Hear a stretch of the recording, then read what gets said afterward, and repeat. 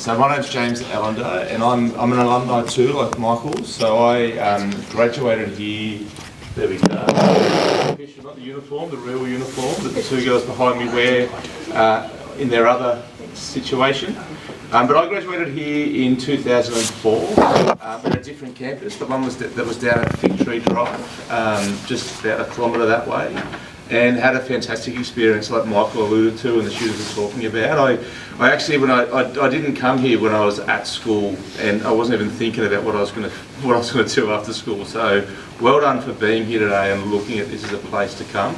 I had a great experience. I actually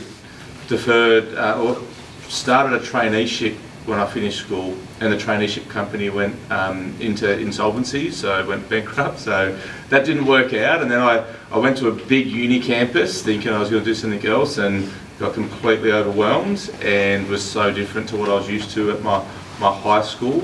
And then I decided to come here and study a Bachelor of Education. And I only taught for about 6 months after I finished that degree, but I've worked around sport for 20 years, ever since. So ever since I graduated, and it's an absolute honour to be able to talk to a couple of students who are studying and playing at a professional level. I've never done that, so I played sport, loved sport, never represented my country, my state, or even a region. But I played everything, and sport was just my life. And now, I spend my working career working around it. But that degree really cemented me many times throughout my career as I took on more senior roles or even started at entry-level roles. Having that degree behind me was huge, and I could keep applying it to whether it was work environments, team settings, leadership opportunities. That degree really anchored my career, which I'm very grateful for, and that's why I continue to be involved. I'm now on the academic board of ACPE, so if you come here and you graduate, that board oversees the curriculum, the programs, etc., etc. But we'll get into the two girls beside me. So first we've got Jynaya. Jynaya is an Australian professional soccer player who plays as a midfielder for A-League Women's Club Canberra United and for the Australian Women's National Under-20 team, previously playing for Sydney FC. She's the older sister of Sydney FC player Jynaya dos Santos. And you were part of Australia's, Dos Santos, who's your sister, was part of, you were part of the Australian, both of you were part of the Australian squad for the 2024 Women's Asia Cup in Uzbekistan and in the Under-20s World Cup in Colombia. What an experience. Yeah, it was pretty fun, yeah. Abbey arrived at Sydney FC having made her professional debut in Spain with Levante. During her time in Europe, she represented her nation at the Under-20s Women's World Cup in Costa Rica and is one of the most versatile players in the current squad. She's a striker, she can play midfield and defence and has been a key part of the squad. Starting her defence, she started in defence during the 2024 Ninja A-League Grand Final after she scored her first goal earlier in the campaign against Western United from striker. She's committed to the Sky Blues contract until the end of 2026. And second year students, both of you. Yeah. Awesome. All right, why don't we start with you, Jynaya? Tell us a bit about your background, where your passion started in sport, and sort of what's been key to shaping you to get to here today? Pretty much. I grew up in like a football family. I have 3 other sisters and we all play football, so it was just, just loved it. And then ever since then, just kind of gone up the ranks, I guess. And then my parents always told me, you always have to have a backup plan B. I guess it's true, because anything could happen. And it's always good to have like an education behind you as well. So yeah, I just decided, I applied for a scholarship through my school, because I went to Westfields as well. And then ACPE, it just stood out to me, and then I just thought I'd study. I study in exercise science at the moment in my second year, and I'm actually enjoying it a lot. So yeah, that's where I am now. Fantastic. What about you, Abbey? How'd you get to here? Well, I didn't technically graduate year 12 or get an ATAR. I decided to go over to Spain in term 3 or 4 of my year 12 year. And so I did the exams over there, but yeah, it wasn't the classes I needed to get an ATAR. But I knew that playing football and other sports my whole life, I wanted to do something with sport and exercise. So while I was over there, I did my Cert 3 and 4 in fitness online. And that was sort of just the entry that got me a little bit interested. And then we went to the World Cup together, and then we were playing at ACPE together as well. And at the time, one of the girls in our team was studying here. Her name's Taylor Ray. I think she graduated this year, or might be graduating soon. But she just spoke very highly of the uni and just told me about what she was studying, and that just sparked my interest a lot. So I sort of went through her as a contact to look into ACPE as an option, and yeah, I decided to start studying. And yeah, so now I'm in my 2nd year and I love coming in. I'm studying full time, and yeah, it's exactly where I wanted to be, especially in a smaller environment than your bigger unis. It's much more hands-on. You'll get to know your lecturers and the people that run your tutorials, and you don't feel like you're just part of a flock of sheep being moved through. Like, it's actually, you get to know people on a personal level. So I couldn't recommend studying here highly enough. It's funny you say that, we hear that a lot. It's actually like it just comes out in everyone that say that come here. And when I think to why I came here, somebody had come here and told me about it, and they were, I think, Katie she represented at the Commonwealth Games in rhythmic gymnastics, and I just happened to work with her partner, and I was just thinking, how do I find a career that aligns with my passion? And that person introduced me. And then you sort of fast forward and you just go on this trajectory. So a couple of years in, and you're trying to balance the obstacles of working as a professional athlete in elite teams, with then a whole bunch of obstacles that would be coming your way. Can you maybe give a couple of examples of a setback, how you've navigated that, how you managed that? Maybe start with you, Jynaya. Yeah, sure. Well, it was kind of difficult for me because I moved away to Canberra this season, so I was not in campus at all. I was studying pretty much online, not pretty much, I was studying online, and that was pretty difficult, but you kind of just have to grind, log in, be committed. And everyone was really good. Like, my lecturers and my tutors, they all helped me so much. Like, they made it so much easier, the experience. So I passed my units, so I'm good to go. But yeah, it was pretty hard. What about you, Abbey? A good example where you've had some adversity or a real challenge? Yeah, I think just during playing and studying full time, but I'm in Sydney, so I'm on campus a few days a week. Then when things come up with games, or you're going into finals and you have to focus on that a bit more, you tend to fall back a little bit in your studies.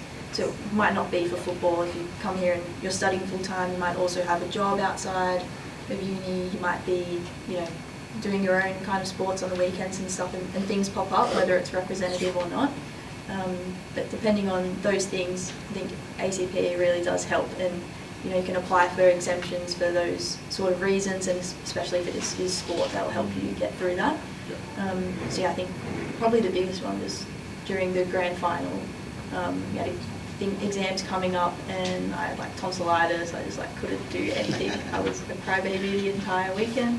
But yeah, ACPE, they're really understanding of those sorts of things, and if you turn up to all your lectures and your tutorials and you actually show that you're present and you're trying and you're doing your best, then they'll help you along the way when you need those exemptions and things. But if you're a student that never rocks up to your lectures, you have really bad attendance, and you're trying to get exemptions for exams and stuff, that's probably not going to help you. So yeah, I think ACPE is really, they understand that stuff comes up in life, so as long as you're applying yourself, they help you get through it. Yeah. I think that's sort of just one, play what's in front of you, right? And one, the sporting analogy, you've just got to turn up and you've got to bring your best self and chip away. Interested, maybe a couple of questions just for, and I'm going to encourage everyone to have a think of a question you want to ask the panel, because you've got a couple of girls here who are playing at an elite level and also studying and managing all those things in one place. I'm sort of in a unique role myself, so I work for the AFL in a role called Head of Fandom. So that's a pretty fancy title, but what it really means is trying to work with the 2 clubs and the 2 competitions, so the men's and the women's, to build our audience and to connect our game to new communities, particularly in places that aren't really, Sydney isn't known as an AFL city in comparison to a place like Melbourne, Perth or Adelaide. So I see a lot of players and sort of come to Sydney and need to adjust to all of that and make decisions about balancing life and where do they live and how do they operate week to week. But what I also like when I ask them questions about how do they see themselves as a person to fans, and I'm interested. I haven't given you both play an elite sport. This isn't a question on the script, but it's about passion, right? So, and I look at my son, he's 5, and he doesn't even know who the Socceroos are. He thinks Australia's team is the Matildas. Right? So that is generational change right in front of us. Okay, and when I went to uni 20 years ago, that construct of him being a 20-year-old is pretty amazing of what he's going to experience for the next 15 years. So I'm just interested on, about playing your passion, living your best life. What are your reflections about, what's in front of you for your career ahead? Like tell me what you think. I think it's pretty exciting. Like, I think, women's football has come a long way since, 20 years ago, like you said. Like overseas, like I'd love to, once I finish my degree, even if it's still online, I'd love to go overseas and play. I think it's really big over there. It's getting bigger over here, but yeah, it's a lot bigger over there, so that's probably a goal of mine. But you, Abbey? Yeah, I think it's similar for everyone. Going overseas would be great, but it's a little bit the opposite. When we grew up, I thought I was going to play for the Socceroos. Like, it's just so now it's all changing. So it's cool to see like young girls coming up and what that means for them. We're sort of in that middle period. Like it's sort of changed as we're coming through. So it'd be cool to see where we can go. We can go overseas and have a little bit more support behind us as it gets more professional. But it's cool for the young ones coming through. Yeah, you're really sort of laying the foundations for 10 years from now when you think about the role sport plays in community and society and how brands and the corporate world rallies around sport. There's just so much opportunity downstream. I'm really going to sort of stop there and see if there's some questions in the room. Does anyone have anything they want to ask Abbey or Jynaya? Be brave. One question. Yeah, awesome. As you both played professional football, just coming into like your first year of studying, did you find it really hard to manage everything? And if you work on the side, did you find that first year really hard? And what's some advice you would give, say me who wants to play professional football, who might go overseas? What's some advice you would give me if I didn't study at ACPE? I found it very difficult. I'm not gonna lie to you. I started off with full-time. I was doing 4 units, and then I cut down to 2 units. So part-time maybe, that could help you a little bit. I don't know, have any advice? Yeah, I guess it depends on all the things you're doing outside of it as well. For a period, I was playing football, which is you're expected to work basically full-time hours, the same as the men's to get the same result. I studied here full-time, and then I was working as a receptionist in a physiotherapy clinic, part-time. So that was a shocking decision of mine. I do not recommend it. So doing that was just horrendous. I was doing all my lectures, doing my tutorials, but I didn't have that extra time to work on those assignments or cover the extra things that I wasn't really getting in class. So once I quit that and then just focused more on those sorts of things, then that helped a lot. But it would just be definitely just staying on top of your lectures and your tutorials every week, and just not falling behind, not leaving one every week, because then you're just playing catch up. The first 5 weeks of the semester will sort of go a bit cruisy. You'll feel like you can, I'll just miss one, I'll catch up, because it's the first exam is always the 5 weeks in, but then it'll pile on towards the end, because then you have an assignment and then there'll be an end exam which covers everything. So it would just be from the first week. I would say my biggest piece of advice would be staying on top of everything from the very first week.